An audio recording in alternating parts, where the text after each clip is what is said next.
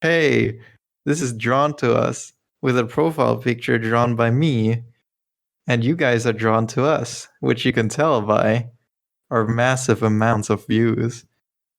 Anyways, I'm here with The silence in your own head. And today we're going to be talking about the truth. Ooh, ominous, right? Ooh. Right. So, what's the first thing you think of when you hear truth? Well, I think it's all a big conspiracy. Oh well, you aren't even gonna like lube it up before you you get right into it, huh? Right? Yeah, big conspiracy. It's a big conspiracy. Mhm. Like I don't think the truth really exists. What No. about you? Well, of course I agree. You know, conspiracies are completely real, and one of my favorite conspiracies is the whole, very topical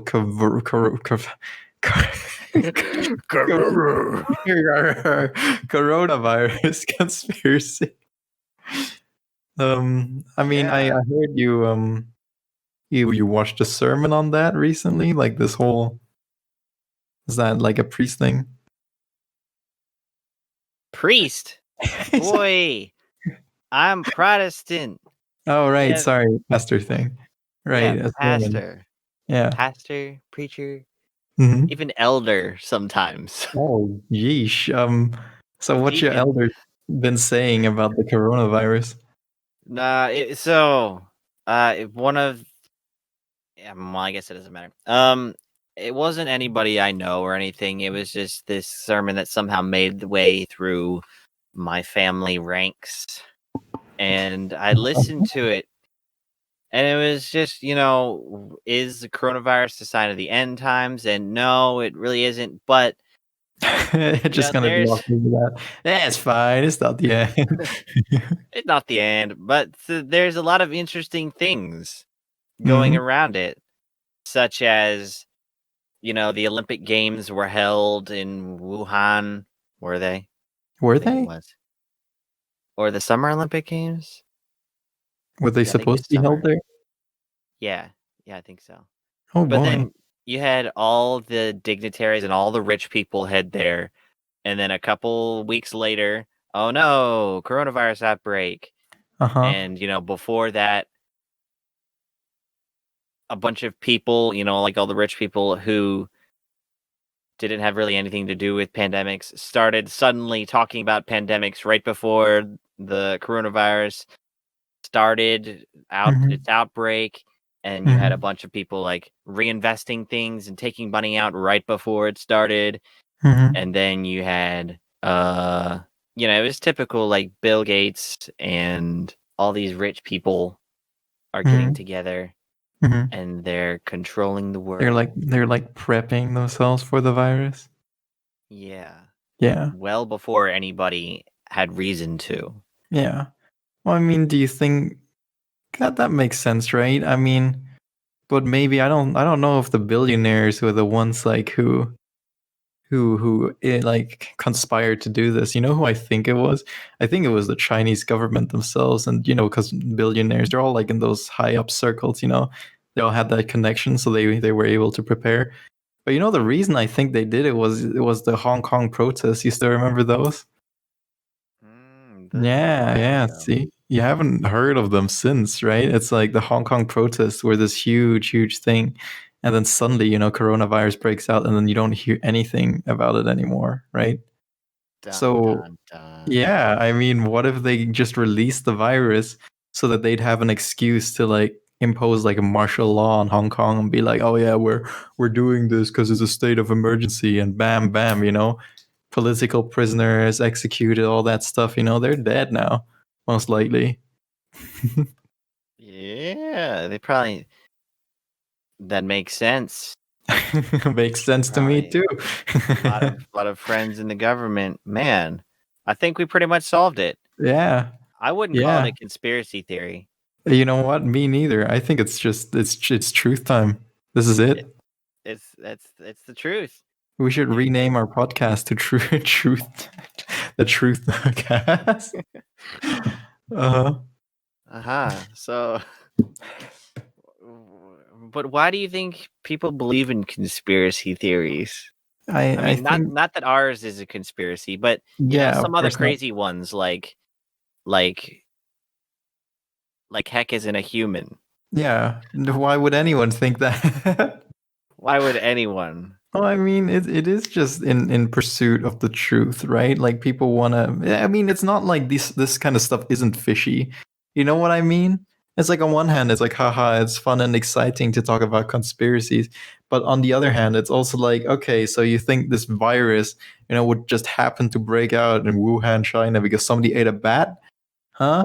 And what else is in Wuhan, China? That freaking like that weird lab where they were experimenting on Ebola viruses. Seems like a weird coincidence to me, you know, that they would have that convenient virus outbreak. And then, I mean, literally, didn't China like hide the virus for like a month? Before they were like, "Whoops, a daisies, there's virus," whoops. Oh, by the way, other countries. Yeah, exactly. So I mean, there's a literal conspiracy, besides the whole like theories, there's literally like the Chinese government withholding information from the rest of the world to make themselves look better for whatever reason, right? So obviously, it's like, hey, what's the deal here? And so the only way to like talk about it is to conspire, right? To sit there and be like, what if this is the truth? And then it turns out to be true, and then nobody starts a coup or a revolution, and that really baffles me. Yeah. I mean, humanity itself is really, really good at pattern finding. Oh yeah. That's one of the things that sets us apart from many other animals. Like we recognize patterns so much more easilier Mm. than many other creatures. Like I know Summer has mentioned, or no, wait, he who shall not be named has mentioned a Yes, couple times before that the unnamed one. the silent one. Yes. He's really good at putting together patterns, and I find myself I'm good at that too. It's just connecting the dots between certain things, like puns, is just connecting the Puns. dot between Oh yeah, between like reality and haha joke. between what words were used there. Yeah. Oh, they turn out to be two words that mean two different things, but when you put them together, they mean something that is relevant to the topic and funny, something like that. Yeah. Yeah. You And think? I mean, do I you think, think that kind of? Oh my god. Yes. We both think. Therefore, we are. Yes. What is it? yeah. Okay, go on.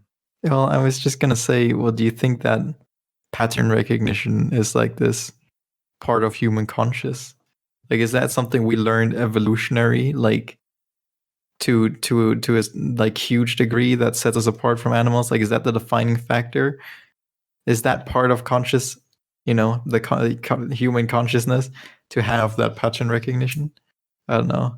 Does that make sense? I kind of phrased it in a weird way. Hmm. I think the pattern recognition is more okay. So I'm not educated on it, but if I had to guess, Mm, I'd say the pattern recognition is a big byproduct of our consciousness itself, mm, because when you're recognizing a pattern, you're only recognizing the connections between things. And yeah, as humans, we have so many more things to recognize than, a bird. Like a yeah. bird doesn't recognize that the coronavirus came from Wuhan and Hmm. the government in Hong Kong.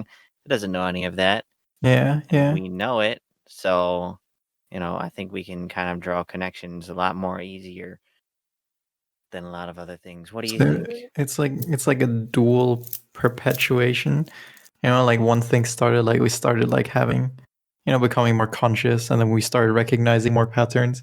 And then because we started recognizing more patterns, we also kind of started creating more patterns in a sense. And then Yeah, we I had to mean, develop further to recognize those new things or recognize more patterns, I guess. And that kind of like edged on humanity's progress. we saw the circle rolled better than the square. So Uh-huh. we refined the circle, and then we realized lighter circles could roll better Uh-huh. than heavier circles, etc., so on Uh-huh. and so forth. Yeah. Yeah, there is a lot of. You're talking about the wheel, right? You're not just going insane here. No, I was talking about the drink lid on your takeout cups. It's square cup lids before. All Oh, right. duh. Oh God. Well, I mean, yeah, you know. So why? What do you think is the best path to find actual truth? You could have segued into that in a worse possible way. I beg to differ. I could have tried. Oh yeah, all right. So humans, we recognize a lot of patterns, like stuff when stuff is fishy. So we try to find the truth. So what is the best path to find the truth? Impy, there you go. That's how you do a segue. Do you think, the best path to find the truth is through science or math? Is math related to science at all? No, bro. Art? Math's art. Philosophy, something else. What do you think the best path is to find the truth? I mean, the truth is Philosophy. loosely defined here. Yeah, So I yeah. guess let's just say like I don't know, what would you consider the truth to be? So it's a weird thing because truth, there's a different definition of truth for each of those disciplines. Oh yeah, sure. See, and I Cool. think they all have their own forms of truth. But I Yeah, think the basic premise is that there are premises, yeah. premises Premises. in Uh-huh. each of those. Wait, except for art. What the Wait, hell do you mean? that's closer to philosophy because art is just depiction. Wait, so that's truth also. Golly, okay, let's go over these one at a time. One at a time. Yeah, sure. Science, Let's start with science, science. science, math, art, philosophy, or Yeah. something else. What do we mean something else? Well, let's start with science if we will get to it. Okay, Jesus. science. Science is the most objective form of truth, even though, if you take a look into quantum science, you realize truth is very confusing. Yeah. I'm Science is guessing, just observation of the yeah. natural world and Yeah. description. I think that's the closest you could get to like factual truth. You know, it's like, are there atoms? Yes. Wait, That's the truth, right? your very example contradicts itself because there are no atoms. Are there no atoms? Yeah. What do you mean there aren't any atoms? Is this some new science thing that's been discovered? It's quantum science. There's Oh, for goodness atoms. sakes. Atoms are waves, and they only exist when you observe them, but they don't exist when you're not observing them. Well, there you go, right? I guess I'm wrong. There's no well then that's an answer too. There's no real truth in science because we just I mean this is a good segue into the next question, but let's just put a pin in that. How much do we as humans even understand about science and the universe and the world, right? We like look at us. We're even restricted at like the amount of light we can see and colors and stuff. How can something as limited as like this flesh bag that's pretty much just a souped up computer with a determined lifespan, how can we sit here and be like, yeah, we know how the universe works, right? Well, Like, I don't think many people say we know how the universe works. We say we know how certain aspects of it works. We know, like, if we put this chemical with this chemical, it does this reaction yeah, but 100% of the time. I mean, how And certain are those things in the grander scheme, or how important are they? You know, well, it's then like, we'd have to define importance because well, I what's mean, okay, look, important? like, let's say I put like this browser, it's like this powder stuff you can put in water and it sparkles and it gets like flavor. Sure, Yeah. sure. See, look, if I put that in water, right, then I know it'll sparkle and get flavor. That's 100% guarantee. Unless I bought the wrong thing or I got scammed or something like that. Yeah, yeah. I know that. But then, how important is that compared to like the entirety of the universe. It's so minimal. So sure, we know that truth. This happens when I do that, but what does it matter in the grand scheme of everything? I mean, Well, humans can keep finding these like minimalistic truths, but then they just add up to so little overall. I mean, this is a little example with like the sparkling water or whatever that you can make yourself.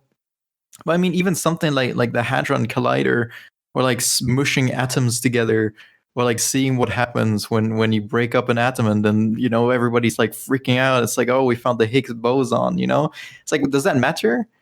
Like, you found it. It's great, but what will it impact? What does it? How true is that if you look at it from like the outside perspective?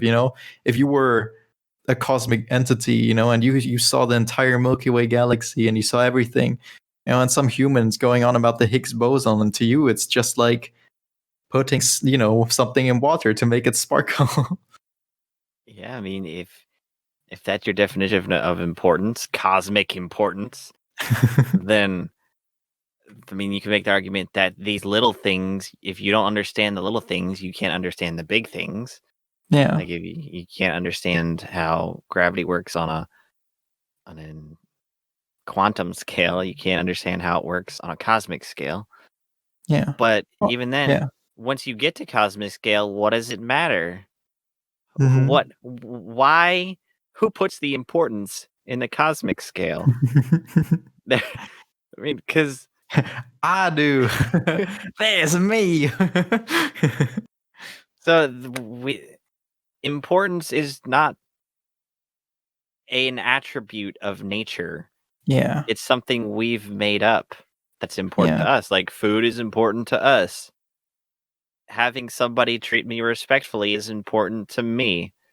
yeah, It's nothing cosmic, but it can help us understand the universe as a whole. That would be my yeah. response to that. I Um, think, well, maybe I just used the wrong example here. Let's say I rephrase it a little bit, right? okay. I mean, what's the best path to find truth? So let's say we pick science, right? How accurate does science prove over time as we discover more and more stuff? Let's phrase it that way. Because let's look at biology as a subject, for example, or Mhm. chemistry, right? And they kind of overlap a little bit. So you go into school, or for your case, you go homeschooling, and then they Mhm. teach you stuff like, hey, this is where fossil fuels come from. Yeah, dinosaurs and stuff, and then they died, and over millions of years they got kind of squished in, and then boom, they turned into oil or whatever, right? Yeah, yeah. Yeah, you know that, right? I mean, everybody learns that in school, and even if you don't, it's still just like this commonly accepted thing, and that's the truth through science. But then recently, didn't they find this oil cavern that they completely hollowed out of oil, and then boom, suddenly it refilled a little bit, which pretty much proves no, it's not dinosaurs that have been squished down over millions of years, because if it was, then how the hell can it refill, over a human lifespan? How is that possible? Wait, so that's not a total revolution of science. That's just something that's been proved again and again. Uh huh. There's a new example of this thing and an outlying case of something Hmm. different happening. So it's not negating past truth, it's providing more truth. Because that's the thing with science, like it's the truth doesn't end with one discovery. It keeps Yeah. on expanding. The circle of knowledge is ever expanding. Yeah. I mean, that's I don't exactly know how they figured out that dinosaur bones turn into oil, Hmm. but Some kook sitting at his desk. Well, dinosaurs, you got the oil. maybe it wasn't true then. We'll Hmm. see. But it was like they had good reason to believe that, and they still have good reason to believe that, I'm assuming. So Yeah. now it's just finding out how this other cavern refills with oil. All right. But then, like, is that what we're trying to discuss here? Is that the best way to find truth? You know? That's in science. That's the only way to find truth through experiments and through. Oh man, I wish some were here because there's actual words for it. Uh huh. Like testing out your theories, Yeah. and if they're testable, provable, and Hmm. sound, that's logic, I think. Okay, so we got the scientific method. Well, let's move on to math because it's kind of related, right? It's kind of similar. Is math? How would you find the truth in math? It's like calculations and stuff. I'm assuming is what's meant here, right? Yeah. I had this little discussion with Summer on it a while ago, and math is just the abstraction of physical concepts. So it is. That sounds like something Summer would say. Hey, that's something I said. No, oh, never mind. Bruh, I'm smarter than Summer. Jeez. You know what? You're hanging out with Summer too much. Math is like there's no question that. Actually, no, there's a lot of question. Hey, tune in, viewer, in about 12 months or something when we talk about the philosophy of mathematics. Oh my god, do we? It'll be fun. Yeah. Summer has it. We have it as a podcast episode in the very far flung future. Oh boy. But it'll be fun. But anyway, yeah, math is pretty confusing sometimes, but it is just a description of reality. It's just one thing plus one thing equals another thing. Mm-hmm. Yeah, I And suppose it's kind of difficult to try and, disprove stuff in math. I mean, isn't one something like one? Isn't a number kind of universal? You have like one of something. I mean, at least on a 3-dimensional level, right? Maybe if you're some 19th dimensional alien, you're like, what is the concept of one? I don't know why he's Russian, but he is, you know. Yeah, but I mean, at least on our scale, I guess math is a pretty reliable way to figure out truth in a sense, right? And what can you disprove in math that is not like, beyond, that's like not super complicated? The basic is in math. How can you disprove the basics? I'm asking here. I don't know. well, if I had known we were doing this, I would have looked up the study that disproved it. But it's just philosophy of math. Yeah. Yeah, because math doesn't care if there's something off. It just says, no, your math doesn't add up. You got something totally different than what's actually there. I guess in a sense, math is less specific than science. And it's hard to say that because science deals with a lot of elements, and elements are just all over the universe, right? But it is less specific than science, right? Because science is still so grounded in our reality and our solar system. And I was like, this is Earth. This is everything we can see from Earth. This is the stuff we've touched from Earth in our solar system. So we're still kind of in a bubble.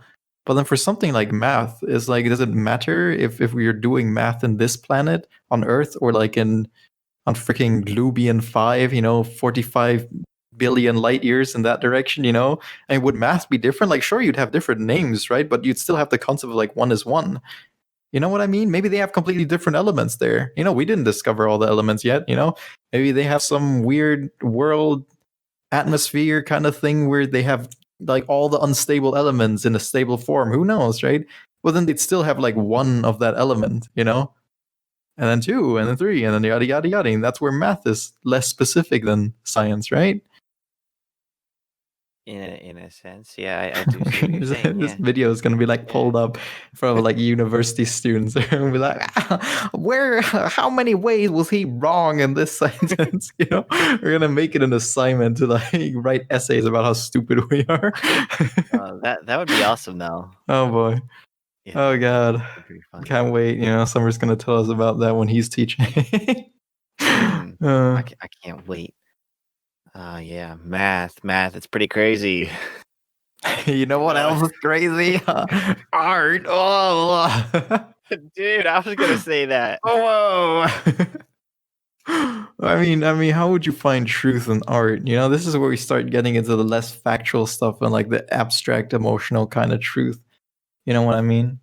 Yeah. So, truth in art I'd say is much more different than truth in science and math in that it's totally subjective and dependent on your viewpoint. Because Yeah. I'd say art, the truth of art is utterly dependent on the creator, even though it can be totally dependent on the viewer. Mm-hmm. Because someone has an idea, Uh-huh. and the better they are at putting that idea on paper, the closer that piece is to being truth, to being what they see in their head. Yeah. Get what I'm saying so far? I understand. It's all subjective pretty much, right? Yeah, and then you have the viewer who looks at it and sees they have their own interpretation of something that's on the paper or whatever.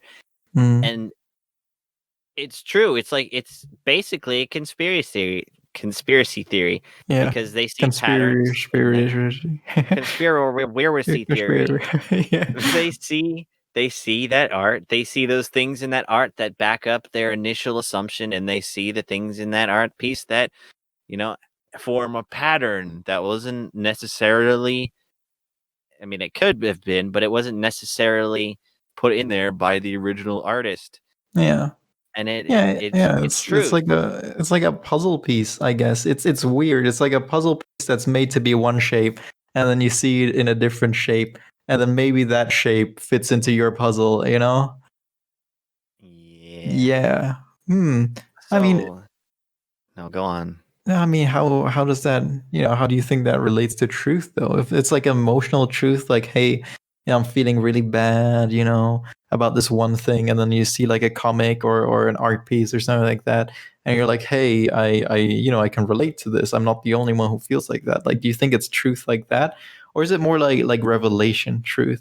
Like you're completely bummed out, and then you stumble across something that Banksy made, that's like some big grand statement, and you're like, whoa, the world really is like this, whoa, there's like, I am that little girl chasing a red balloon, and then whoosh, your brain explodes or whatever. Like, what do you think it is? I mean, I think it's both. Well, It's that's art, right? fantastic. That's a real easy way to answer, isn't I it? mean, it's art. It's totally subjective. It's we experience all different types of it every Hmm. time we experience something. Um, but for art specifically, Hmm. it's about translation of the art. Uh, there is this, well, dealing with literature, there are Yeah. different types of interpretation this in the field of hermeneutics. Uh, What the heck is dealing that? hermeneutics is just And just drop a word like hermeneutics and move on. okay, hermeneutics is the study of translation and interpretation. Hmm. And in those there are a few different ways, but two types of hermeneutics: exegesis and eisegesis. Uh-huh. And neither And relating to Jesus, right? correct. uh, I've mentioned them a couple times before, but yeah. So these are just two different ways of finding out truth, essentially in literature, and you can translate it over to art just as well. mm, You have eisegesis, mm. You don't have to Eigesis, spell it out. eisegesis. We're gonna Yeah, be someone here would know forever. that. Aeytop. Oh my god. Eisegesis. It is basically what we saw before. What I was just mentioning with art, where you see a piece and you connect the patterns for yourself, and Mm, it's your own interpretation of this thing. mm, And occasionally there's something wrong with that when the original artist or author has something in mind that they want to communicate, and you just say, well, actually I see something different, so I'm just going to interpret it differently. mm. That's not right. But when those ambiguous pieces like girl running after red balloon, that could Yeah, mean a whole lot of things. So yeah, eisegesis is a valid interpretation of that.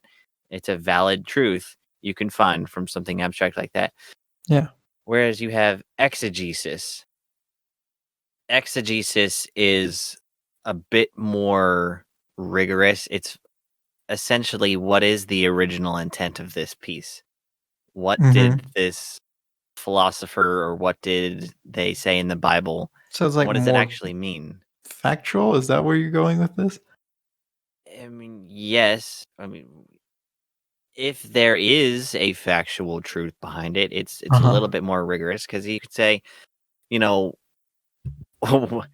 in a lot of cases, hey, what did the author say about this thing? And Mhm. the author says, oh, I meant this piece specifically to mean X, and you get, okay, I can see that, and Mhm. that's, you're not inserting your own pattern into it, you're inserting the author's pattern into it, Yeah. and that's exegesis. It's Uh-huh. interpretation based Huh. on the original meaning and intent of the thing, and Yeah. it's another valid form of truth. They're they both should be applied very differently, Mhm. but in essence, they are two methods to find truth in a particular piece of art or something. What do you Huh. think about that? I mean, it sounds right. I Moving mean, on. I'm wondering, is it the same in philosophy? Because I mean, philosophy, it's prevalent in literature a lot. So obviously, that thing applies where you have two different ways of seeing the truth in it. I mean, philosophy is also, it's there to challenge what we already know. I mean, for hundreds of thousands of years, you've had these smart asses sitting around, and being like, hey, what if this? What if that? Like purposely coming up with these thought arguments that aren't meant to, defy logic or fight any fact. They're just meant to, literally open up your mind, to break it open and be like, look at all this stuff, And Yeah. I mean, do you think that relates to, philosophy? Like, I mean, the whole like view to interpretation viewpoint. And I mean, even beyond that, what's truth like in philosophy? Because philosophy definitely isn't all about fact. Never was, right? It is just like, hey, think about this. So what do you think?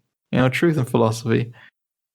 See, I think truth in philosophy is actually a lot more rigorous. I'm gonna say that word a lot. Yeah, Jeez. rigorous. Rigoran. Rar.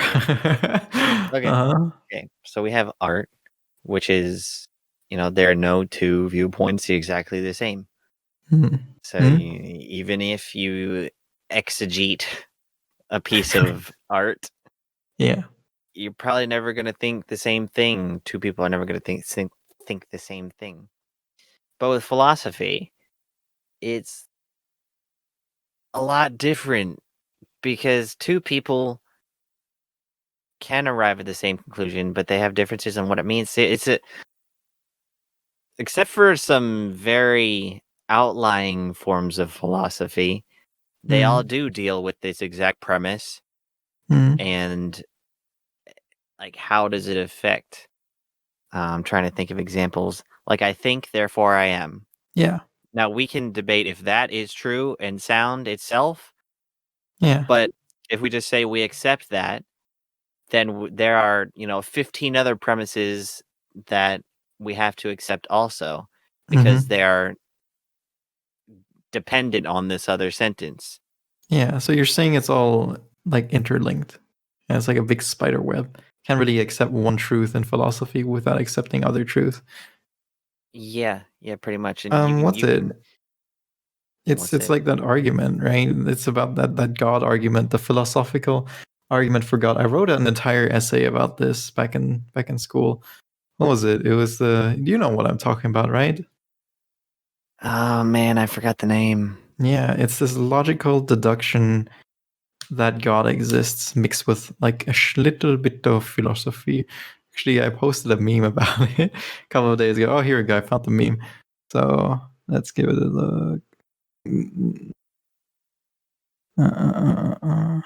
The ontological argument for God. There you go. That's what it was called. It's called the ontological argument for God. And if you go through it step by step, you reach that, final conclusion, that truth that God exists, I think, right? It was either he exists or he doesn't. I think it Let's was that he exists. Yeah. right? And you can't really accept that end part, that God exists in this context without also being like, yeah, the other stuff makes sense too. So I get what you mean, But do the viewers get what I mean? The I'm just talking in circles over here. definition of, what Bing gives me right off the bat. Yeah. The argument use that Bing? God... Yes, I do. Let's focus on that for a second. What's wrong with Google? Nothing, but Bing pays you, and it gives you the same Oh my stuff. god, we had this exact conversation before. Yeah, we did. Oh my god. Right, never mind. Okay, Bing pays you. Yeah. You just go back and listen to the other episodes, listeners. Yeah, You'll totally. find it Yeah, eventually. somewhere. Okay. Ontological argument. Wait, ontology is the philosophical branch of study dealing with being. Mhm. So, like, what does it mean to be? What is a being, etc. So when you have the ontological argument, it is, as defined by Bing, the argument that God, being defined as most great or perfect, must exist, since a God who exists is a greater than a God who does not. Yeah, that ended abruptly. Uh-huh. So yeah, it's just dealing with the hierarchy of being. And I mean, you want to pull it up? You want to pull up the ontological argument, see if we can follow it? yeah, There's sure. like 14 different versions from what I remember, but let's just pick the best one. Let's just make this podcast about it. Yeah, sure. The truth, it does God exist. Stay tuned. Live interview with God later this episode. I have University of Stanford, the Stanford Encyclopedia of Philosophy. Uh-huh. I got that 7 premises. We can go through them. You want to go through them? Is that the same as is it like a 7 arguments or something? Well, it's just the 7 premises because, in order for someone to accept this whole ontological argument as true, so dealing with truth, they have to accept these 7 premises. Oh yeah, well then let's go through them. Obviously, let's go. Sure. Okay, premise number 1. To define God, God is a being which has every perfection. This is true as a matter of definition. So, as a matter of definition, God is perfection. Is that something you would agree with? Because this is more your territory here. Yes. Okay, well then let's move on. We can have a couple hours. No, we gotta. Let's do this. Let's do this like snip. Quick. Okay, it's true as a matter of existence is a perfection. Hence, God exists. That is a confusing sentence. See, right off the bat, this whole our whole discussion is falling apart because they're phrasing it in a weird way. See, but you did the paper on this, so tell me what this means. Well, I mean, I actually do still have that paper. Oh man, we're gonna link it in the comments. We are not gonna link it in the comments. We're going to have Heck comment it. The entire paper. Yeah, man. Well, right. Let's just what you just say, right? Sure. Existence is perfection. A perfection is a perfection. Hence, God exists. Hence, God exists. Okay. So let's say we agree with that. Premise number 2. I conceive of a being than which no greater can be conceived. Okay. If a being than which no greater can be conceived does not exist, then I can conceive of a being greater than a being than which no greater can be conceived. Jesus Christ. Namely, a being than which no greater can be conceived that exists. I cannot conceive of a being greater than a being than which no greater can be conceived. Hence, a being than which no greater can be conceived exists. I don't know, man. I don't know. You said conceived a lot, Just agree and move on. See, look, I mean, we're still like in the discussion. What's the best path to find truth? I feel like if you have to sit here and you set up all these ground rules and talk about conceiving like 14 times in one sentence, I don't know. I don't think that's the the Wait, best way. Uh-huh. so in your view, truth, you have to apply Occam's razor to it? And which Then is what? so Occam's razor is this I don't even know what it is, but it's the statement that it's usually the most simple answer that's true. So when you have something when you're like doing something and it keeps on getting more complicated and more complicated and more complicated, usually you can just go right back to the beginning and take your first couple things, your first Yeah. couple premises, first couple arguments, and they're true. And you've I just mean, done all this work for nothing, I mean, essentially. pretty much. I mean, it applies in a lot of cases because we do tend to overcomplicate things, and we overcomplicate it because we don't know what we're doing, you know. I'm just gonna pull up art oh my god, I can hear my own microphone going like Jesus Christ. All right, I'm gonna move back from the mic a little bit. I can pull up art as an example, right? It's like when I started art, the first thing I wanted to do was like find all the fancy tricks. It's like how do you shade, how do you do this? Because it all seems like a big trick to me, like some complicated little formula, or magic as well. I studied magic. I went to these Wiccan witch websites, and I looked up all this stuff. And everybody's always looking for that trick, art, magic, all that stuff.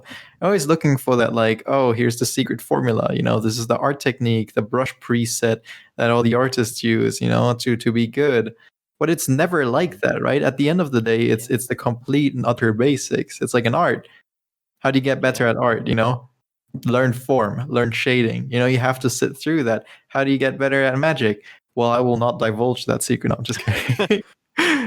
You just have to be by yourself. People like gravitate towards stuff like magic because they aren't doing well in their own life. They want something special. But the truth of the matter is, if you want, to be good at magic or that kind of divination stuff or whatever, you even if you don't believe in it, the first thing that is always in any magic book you read, it's always that, meditation stuff, that self-help stuff. And it can be phrased in one way or another or what, all that stuff. But it's true, before you can try and delve into some cosmic power, you have to, be able to be okay with yourself, you know?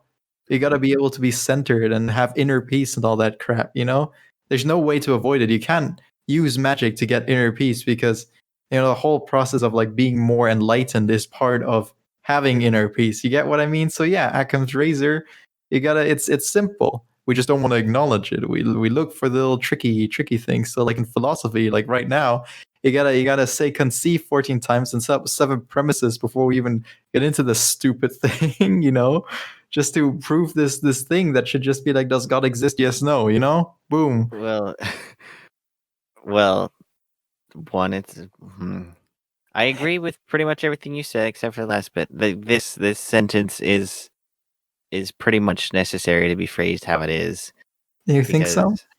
it's the same thing as in math. Like, darn, I forget the term. Subtraction. No, so maybe it was Plato. Darn it. But he pretty much invented the A plus B equals C. That's Pythagoras. No, that was the Pythagoras theorem. That wasn't him. This was after him. Oh, Pythagoras okay. helped though. It was like the logical argument where you just rename your argument or your parts of your argument. A, this is B, this is C, Mm-hmm. and like they all have to add up to others. A can't be B, C Mm-hmm. can't be A, etc., stuff like that. So when you have a bunch of philosophical statements where it's just the same thing being repeated over and over, it is just dependent on the Conditions. the conditions and stuff. Yeah. Just the little words in between that will change everything. So, I mean, with this specifically, it's just like I can think of someone who is the greatest being, Mm-hmm. and that greatest being has no one better than them. Yeah. And then through See how convoluted easy it was story. to phrase that? Didn't even have to say But conceive. well, yeah. Well, Mhm. because I can, but then the premise is that because I can think of that, Mhm. it exists Yeah. through various other things, and that's premise 2, basically. Mhm. Do we want to go through the I other mean, what's 5? premise 3 look like? Is it the same as premise 2? It says exists a lot. Exists. Alright, let's just hear it. Let's just keep going for now. It is possible that God exists, that type of God exists. God Mhm. is not a contingent being, i.e., either it is not possible that God exists or it is necessary that God exists. Mm. Hence, it is necessary that God exists. Hence, God exists. Yes. So you agree that God exists? I mean, I agree that in the context, it probably makes sense if I take more time to look at it. Yes, it's the argument from being. Yeah. So, Well, I mean, I don't know. I don't think we need to hear the rest. I think we've got enough to work on. We sit here and list. It'll be like the whole mental health episode where somewhere it was like a data bank. He just listed off like information. Yeah, we don't need that, right? Let's see. All right, so we've discussed every path. We've got science, math, art, philosophy, except for something else. Do you think there's some other way to like find truth, or do you want to start discussing which one's the best? see, I can't think of something else. Well, I mean, you have the people who I What would about say. religion, my friend? I mean, I could philosophy of religion. Why would you lump in philosophy and religion? Um, I'd lump in doctrine with philosophy. Uh, so yeah, well, I was thinking like, I was starting off as just, like meditation. People think, meditating, sitting there, grasping the universe. Mm-hmm. They see that as a form of truth. Oh But yeah. I don't. If we had terms of rigorousness, it'd Yeah. start off with math as the most truthful, Mm-hmm. science as the next closest thing, philosophy after that, then art, Mm-hmm. Oh, well, you put and philosophy over art? yeah, because philosophy is very logical. Yeah. Okay, sure. I'll just hold my tongue until the And end of and the. unless I'll you're going bash with you those like crazy. like how do you live your life the best way? Uh-huh. Well, all of these pseudo intellectuals today on YouTube do not like truth, but Mm-hmm. back then when they were dealing with Plato and stuff, he straight up wrote books on it and was like, I'm debating with people and I'm giving them premises and they all agree that Mm-hmm. this is the best way to live life. Mm-hmm. So it's kind of like it's pretty logical, except for the outside stuff. But whatever. Yeah. I'd say those are the most provable.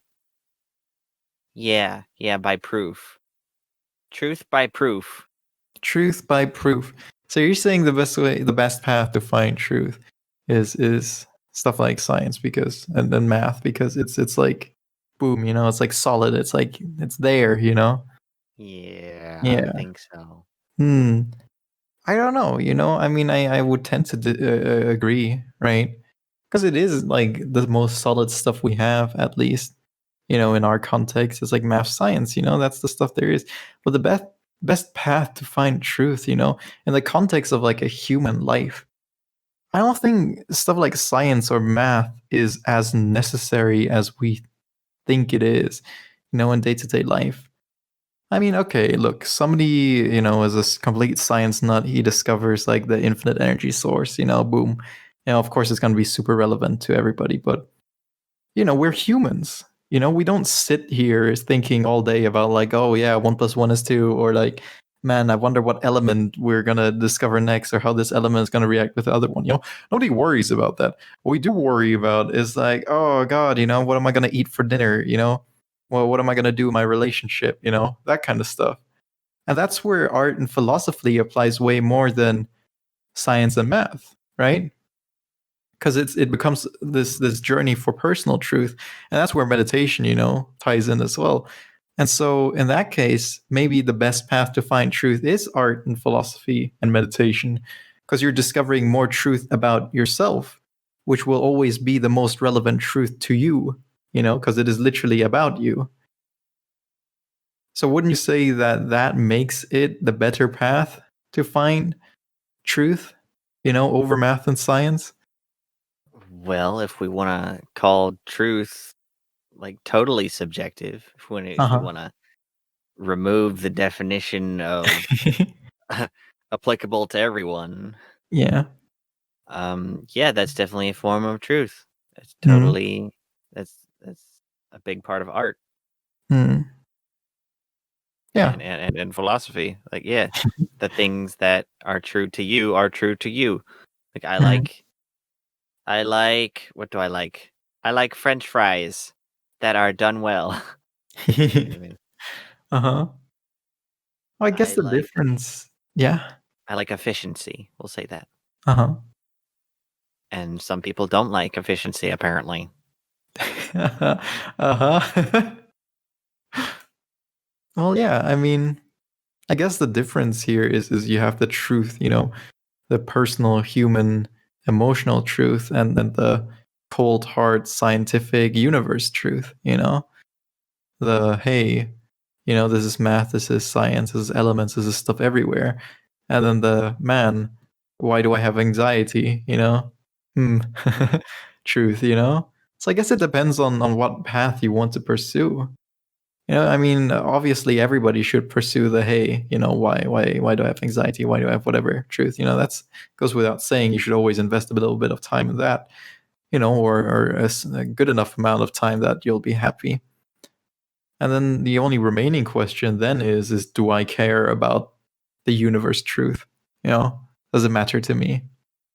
Can I die without knowing that there are 4 new elements that we hadn't discovered before I was born, Okay, but seriously for a second, do you know how much that bothers me? What? That I'm never gonna be able to go out into the universe and like You mean step like, on another planet. well, I mean, no, I don't know. Does it bother you a lot? I mean, I don't sit there during the night thinking, man, I'm so sad.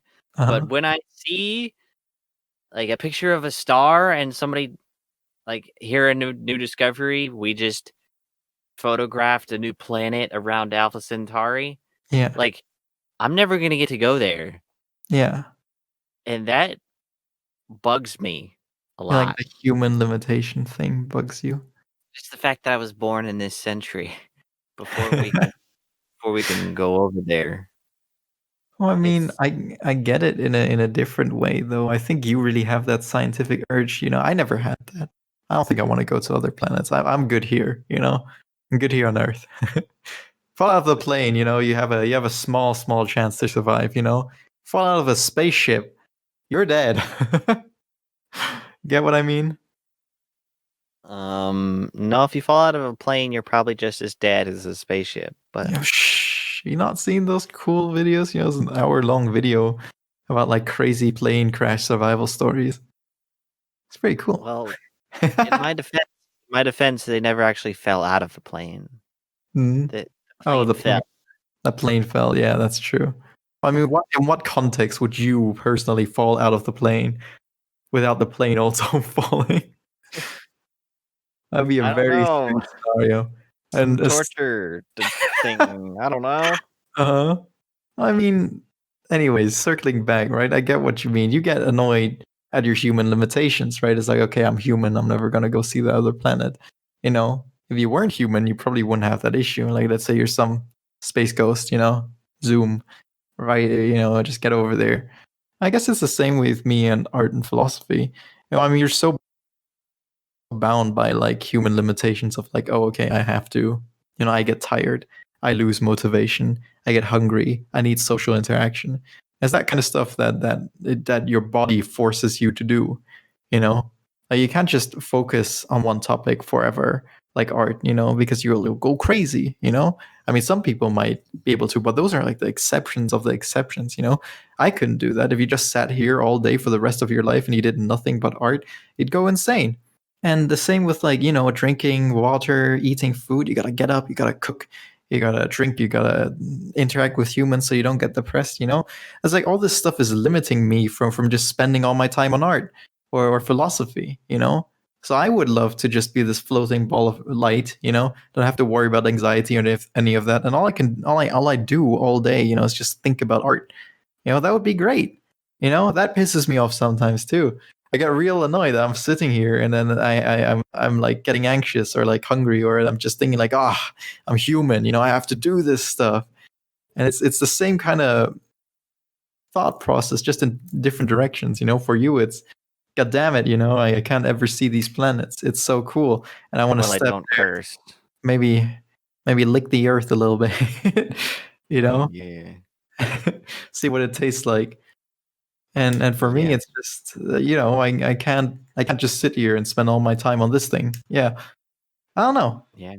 I guess that's what we found out here today. It's like the best path to find truth. You've got two little splitsies. You've got two things. Do you care about the universe, or do you care about or do you not care Yourself. about the universe? I guess that's how you could phrase it. Yeah. I mean, what do you That think? makes sense. You wanna do one more question? That's a pretty lengthy one. I mean, you want to do the second Yeah. one? That might be nice, because that's fun, right? That's just talking about stuff. I kind of want to do the zero chance one also. Oh yeah, that's good. But I don't know. Do you think we have enough time for that, or you want to like overextend this one? How long have we been talking? Summer's not here. We have all the time in the world. Oh my god! All right, let's do the second one first as like a little in between, Okay. because I think that's Yeah. short, and then we can move on to the next one. All right, are you gonna cut this Yeah. part out, or are we just like awkwardly discussing No. in front of everybody? Yeah, okay. Keep it. We're gonna keep I was it. gonna say Only- welcome back, but yeah, I guess not. Thanks, Ellie, for listening. We appreciate it. Yeah, well, I guess Even Impy if we does. do personally disagree with some of your opinions on You things. can't say that. You're just singling out this person in the podcast. I mean, she's the only person who listens every time. You might as well have her on the podcast at the point to just comment, live commentating. Ellie, email the channel and Oh my set god. up or We're join. cutting all of this out. None of this entire podcast is being cut. Okay. What was the second question? Heck. Oh my god. Well, do you care about the universe? Well, maybe you do, maybe you don't. But, something we can both discuss is whether you care or not is, if the universe is finite, which I think is what current scientific theories are going off of, limited universe. It's going to keep expanding, and then something's going to happen. So if the universe is finite, what's on the edge of the universe? Like right on the rim of like the universe. What do you see? Okay, yeah. Well, if Summer were here, he would be laughing at us right now. Oh, you think so? Like laughing so hard. But we're gonna ignore that, and we're going into science fiction territory. Yeah, we're not that's going true. into what we actually know about the universe. Well, speak Because for yourself, Imbi. Everything I'm saying is going to be a 100% fact. I should let you speak first, but No, but no. So Yeah. when I was talking about wanting to go to other planets, thinking about the edge of the universe is the same thing, because how freaking cool is that? What? Like we have, yes, the edge of the universe. Yeah. That's Like it's like it's the edge of existence for us, right? it is. It's so cool, and the fact that I'll never be able to visit it, I can only live vicariously through Superman. Yeah. In case you know, I don't know. It's Because he like goes there, he just chills at the edge of the universe. I might be mixing up my things, but it's cool anyway because Superman is cool. But so I'm gonna make up my own story. It'll be my own truth. Okay. But this is what happened. So Superman, after hundreds of years, he was tortured by. Well, I'm basing it off of real stories also of Superman. Yeah. So it's like God Superman. He God, Superman. or Uh huh. Superman Gold, Superman Prime? No, something like that. Yeah. Whatever. After hundreds of years of everyone around him dying and him just being immortal, Hmm. he eventually just gives up and he flies into the sun. Uh So huh. He he flies straight exists into in the the sun. middle of the sun. Yeah, because Oh yeah. he survives off sunlight. Uh huh. Or yeah. So he just flies into the middle of the sun and he exists there for thousands of years. Uh huh. And when this boy comes out, he is essentially a god. He can control time, control space, Hmm. control thoughts. Yeah. He travels the universe, which is current estimates put at 93 billion light years, Yes. which just for small scale, it takes 8 minutes for sunlight to reach us Yeah. from the sun. Yes. So 93 billion light years. He travels that distance. It's not like he teleports. Uh huh. He just flies there Yeah. Super cash. a billion times, 96 billion times faster than the speed of light, which is impossible. But Oh he did yeah. it. Uh huh. And at the edge of the universe, it's a wall of immortal beings holding back people from going out. And beyond it is a prison for like the universe's most violent and destructive criminals. What's beyond the prison then? It's an eternal prison. We'll just call it like that. Uh-huh. Any Superman or DC fanboy listening to me will want to slap me right now because I just mixed up a bunch of stuff. But Yeah. still, it's awesome. Yeah. And the people like that's what people have thought of Hmm. to make the edge of the universe epic. Like Yeah.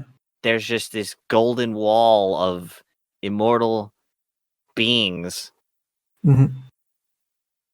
Oh, it's so cool. I mean, I totally get it though, right? And I mean, technically, you can't disprove any theory about the edge of the universe because it's so far away, nobody knows. I could sit here and I could say, at the edge of the universe, you're gonna, meet a better version of yourself and they're gonna start laughing in your face about how stupid you are. And my theory would be as valid as any other scientific theory out there. And I challenge people to disprove, what I'm Um, saying. Because I mean, how can you? I wouldn't. Have I you been wouldn't. to the edge of the universe? Hmm? I wouldn't call it a scientific theory, but okay. Well, I mean, that's what my science teacher used to tell me. It's like any scientific theory about the edge of the universe is just as valid as the next one because there's no way to know. There's Yeah, literally yeah, no yeah. way to know. Any scientific theory. Oh, sure. You think mine isn't scientific enough? All right. The ideal Um, theory is also doing math at the same time. It's holding a beaker. Mm, yeah, it's not disprovable. You are yeah. correct. Well, I mean, I don't know. Maybe the edge of the universe doesn't exist. Maybe it's like Earth. Who says the universe is flat? It's like a circle thing.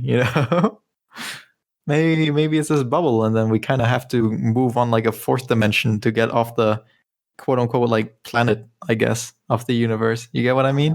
You're moving back into reality. Let's go back into science fiction. Oh, well, for goodness sakes, Impy, how dare you? All right. What's at the edge of the universe? I mean, I saw this GIF once. That's pretty nice.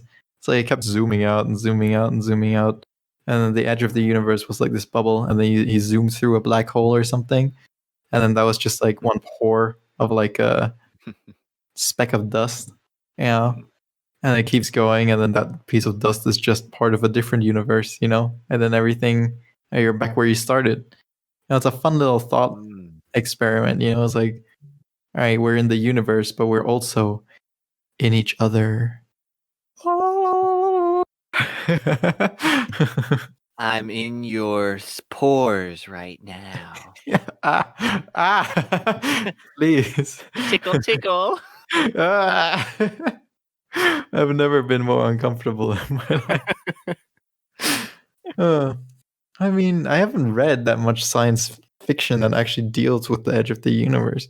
You know, I don't think it's a location people travel to a lot because it's so hard to relate to.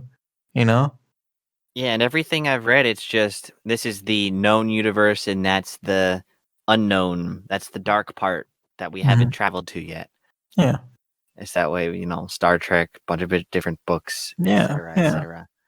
Well, I Because mean, probably all the authors or the people who write it yeah. are scientists in some way, form, or fashion, so they know that the universe is ever expanding and it doesn't really hmm have an edge per se.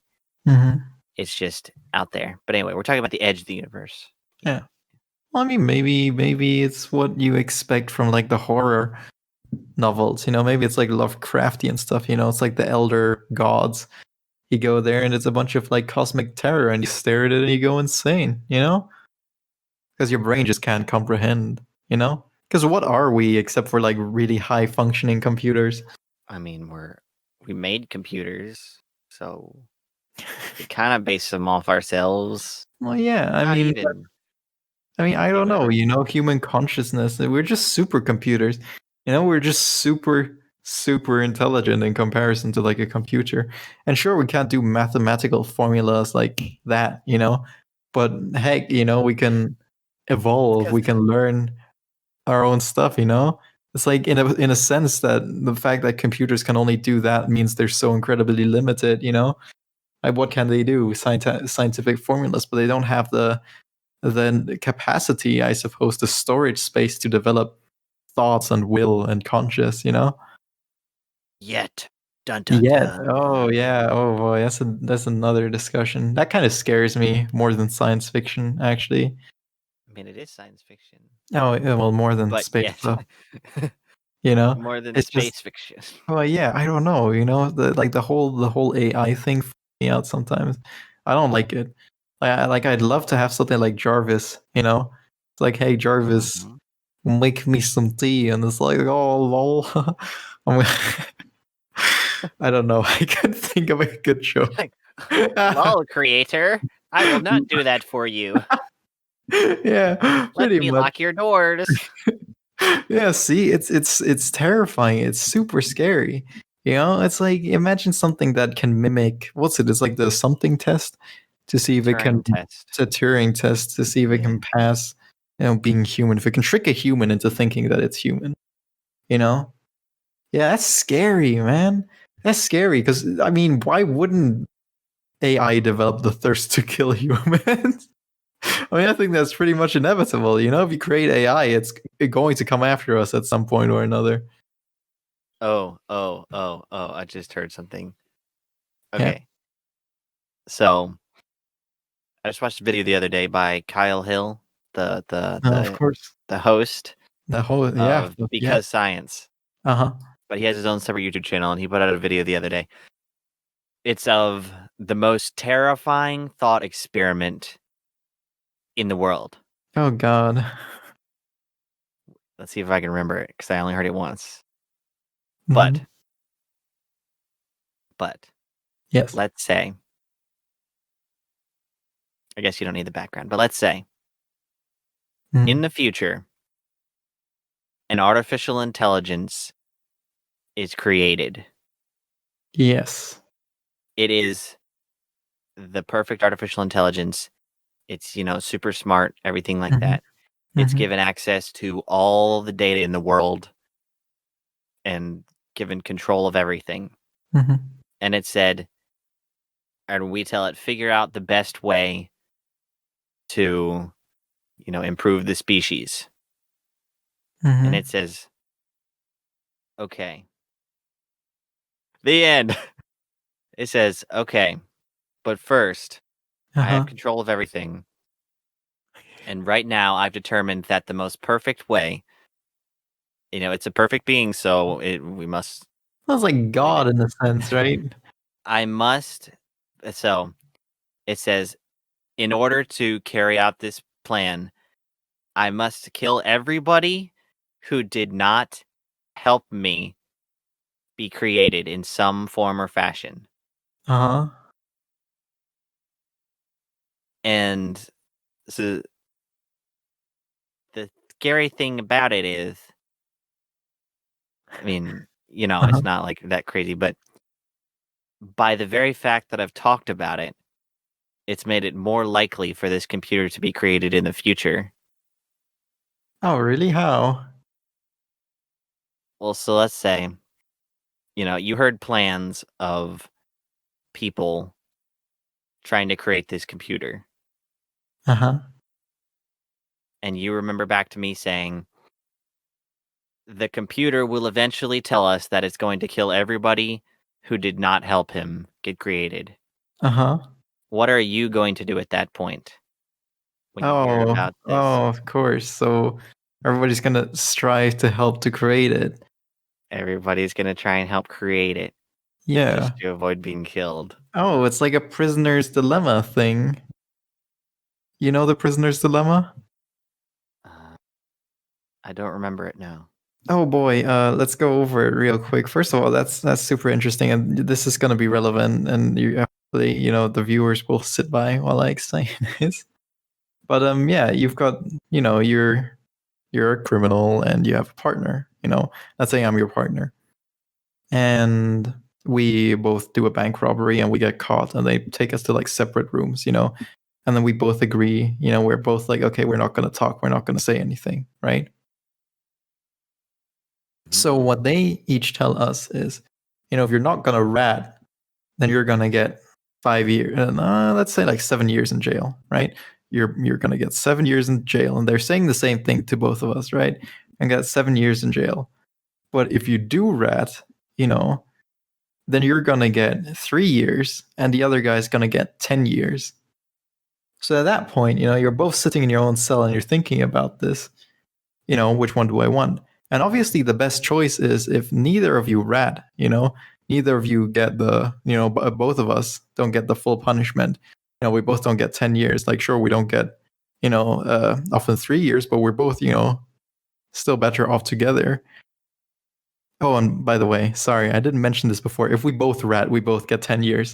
Oh, There okay. you go. There you go. Missed Yeah. that part. That's important, Yeah, right? that's what I The was best thinking. choice is, we both don't rat, we both get 7 years, right? But then you start thinking, you're like, yeah, well, we both agreed not to rat. So he wouldn't expect me to say, to rat on him. So I'd only get 3 years, And you're sitting there and you're thinking the same. And inevitably, both of them rat and you both get 10 years. It's impossible to avoid because you don't want to be that person who got punished while the other guy got off easier. It's kind of like, I'm going to take them down with me kind of scenario. They implemented that nicely into a game in Whiplash, Jackbox games, something like that. It was like a mini game, one of them. And it's impossible to win because even if you agree with everybody in the room, they still screw you over because they know you're a good guy. I remember a Radiolab episode about something very similar Yeah. with the TV game where it was like tell the truth or tell a lie and something, whatever. I can't remember it well enough to tell it. But yeah, listen to Radiolab, everybody, because it's really good. So yeah, in a sense, it's the same thing. You don't want to be screwed over, but then you're screwing everybody else over. I don't know. Why? My only question is, why would the AI say, "Hey, I'm gonna kill everybody who didn't help make me"? Bruh, it's not my place to question our overlord. Yeah, of course. My bad. If you're listening to this right now, Super AI, just know that I always loved you. But I'm bowing down to you, so kill Heck, not me. Oh my god. Right. Well, I guess that answers the question of what's at the edge of the universe. You want to move on to the next one? Edge of Universian things. Let's see. How long have we been doing this? No, we can end this. Save the next one for later. It's been about an hour and a half. I mean, you wanna take a break, see, and then be like, oh yeah, and then next week we can just kind of boot off Summer if he comes and talk about this. Yeah, I like that. We're gonna this is changing to Heck and Hecate. podcast. Yeah, of course. You know. It's because I've had enough of Summer. Oh yeah, that's just what's happening behind the scenes. Summer, he keeps trying to join the call, and we can hold him off for a while, but he kind of Eventually, he sneaks his way in, like the little rat he is. So yeah, but really, summer is just the worst. yeah. I don't know God, if I've mentioned before, but summer is the thing I hate the most in the world. it is very sweaty, very sweaty in summer. Sweaty, it's too hot. It's warm. It's disgusting. It's like 30 degrees the other day. Oh my God, tell me about it. It's like the middle of the night and it's raining, still sweating. Yeah, it's terrible. We can all agree that summer is terrible, and It's terrible. we don't like it on this podcast. Yeah. So we're bringing in our new podcast host, Winter Ellie. Time. No, wait, wintertime is his girlfriend. Oh So God. that doesn't help Oh. us. Oh damn. All right, never mind. We're just You've doomed us all. bringing in Ellie. Ellie is here, and then she's gonna tell us all why we're. I don't know. Well, what's she gonna tell us, MP? She's going to provide a different opinion. Well, I guess. That may or may not be factual. I don't know, because it might not be truth. It might be truth. Actually, politics. Is politics truth? Is Wow. it? Oh, Ha! Hmm. Round 2. Hmm. Hmm. Huh. I think that deals a lot with probably this other zero chance question. So maybe we should save it for next week. Yeah, you know what? I think that's good. Right. Thanks for tuning in to TruthTube. Wait. How many? Is the government watching? Yes, it is. See you next time. Okay, wait. Yeah, so ending question I'll do, because our other host has lied to us, and he's a murderer. What? Anyway, okay. Question for the audience. For our last days on Earth. Oh boy. Before, so this is a sneak peek preview of next episode, which we're gonna do unless Summer is a baby and he's like, "Man, I want to talk about something else." Okay. He's gonna listen back to this one day. Good. Okay, so Heck actually found all these questions that we've been discussing off of the internet somewhere, so he's not going to credit them, and we're not going to credit them, and we're just going to get fined for plagiarism. But anyway, Yeah, sure. This other question, which we're going to do next week, and we're going to deal with politics also. I gotta warm my voice, gotta get a drink. Okay. There is zero chance that all your firmly and dearly held beliefs are true. So, which of your beliefs are most likely to be wrong, and which are most liable to be true? And that's it for this week. Remember to check us out on Discord. Do we have a Reddit? No, check us out on Discord. Check us out on Make us our social media platforms. Oh yeah. And until next time on TruthTube. TruthTube, it exposed, revamped. Bye.